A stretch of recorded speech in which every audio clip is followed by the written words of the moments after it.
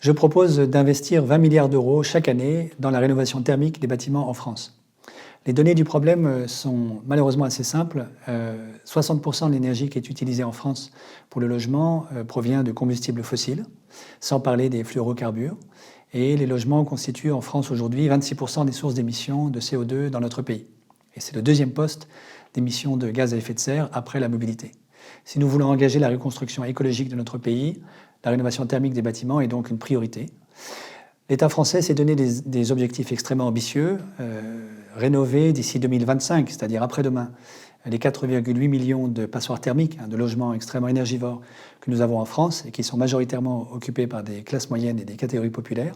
Mais au-delà de cette ambition, l'État français aujourd'hui ne se donne absolument pas les moyens de le mettre en œuvre, puisqu'il investit seulement 3-4 milliards d'euros par an, plus 1 ou 2 milliards en temps d'urgence pour cela. Or, c'est assez clair qu'il faut au moins 20 milliards par an. Donc ce que je propose, c'est que nous prenions au sérieux nos propres engagements et que nous trouvions l'argent, j'expliquerai comment le faire dans une autre proposition, pour rénover thermiquement ces bâtiments.